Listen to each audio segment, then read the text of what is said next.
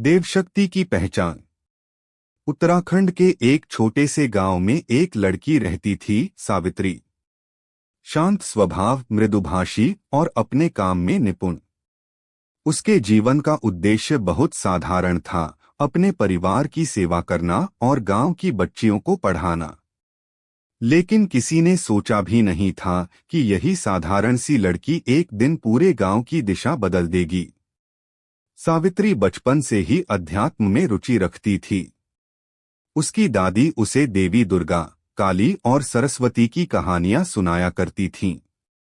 वे कहती, हर नारी में देवशक्ति होती है बेटा, बस जरूरत है उसे पहचानने की। यह बात उसके दिल में गहराई तक बैठ गई थी।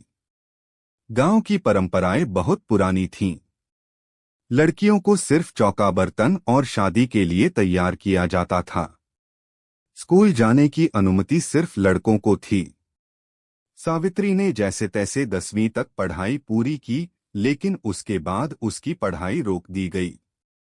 एक दिन गांव में एक बड़ा हादसा हुआ। गांव के एक कोने में आग लग गई। लोग भागते भागते एकत्र हो गए, लेकिन किसी के पास कोई योजना नहीं थी। तभी सावित्री सामने आई और सबको निर्देश देने लगी, आप लोग पानी भरकर लाओ, तुम लोग गीले कपड़े लाओ और बच्चे इस ओर चले जाएं। उसके तेज निर्णय और साहस के कारण आग बुझा दी गई और किसी की जान नहीं गई। उस दिन लोगों ने पहली बार देखा कि एक लड़की भी नेतृत्व कर सकती है। वहीं से लोगों की सोच में थोड़ा बदलाव आने लगा। गांव के प्रधान ने उसे शाबाशी दी, लेकिन साथ ही तंज भी कस दिया, अरे बेटी, आज तो काम आ गई, पर बाकी समय घर का काम ही अच्छा। सावित्री ने तय किया, अब चुप नहीं बैठना है। उसने घर के पिछवाड़े में एक छोटी सी झोपड़ी बनाई और वहां गांव की बच्चियों को पढ़ाना शुरू कर दिया। शुरुआत में सिर्फ 3 बच्चियां आईं, लेकिन धीरे धीरे संख्या बढ़ती गई। सावित्री बच्चियों को सिर्फ पढ़ाई नहीं, आत्मबल, आत्मरक्षा और आत्मसम्मान की शिक्षा देती। वह कहती, तुम्हारे भीतर एक शक्ति है, देवशक्ति। वही शक्ति जो दुर्गा में थी, वही शक्ति तुम में है।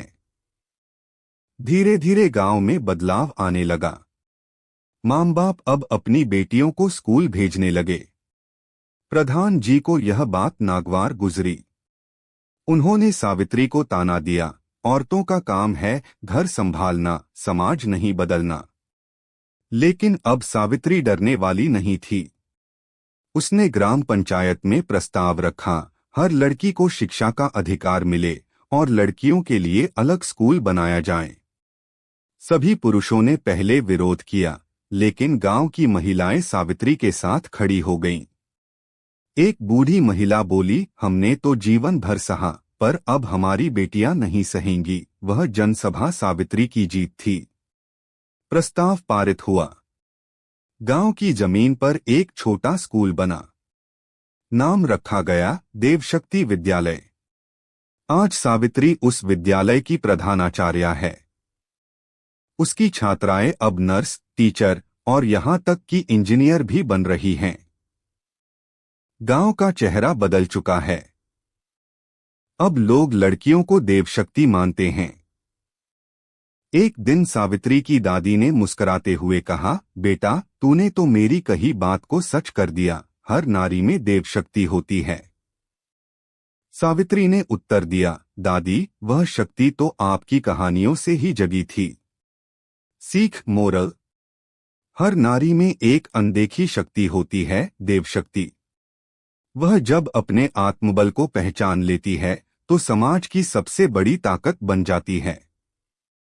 शिक्षा, आत्मनिर्भरता और साहस से वह समाज की दिशा बदल सकती है। जरूरत सिर्फ उस शक्ति को पहचानने और जगाने की है।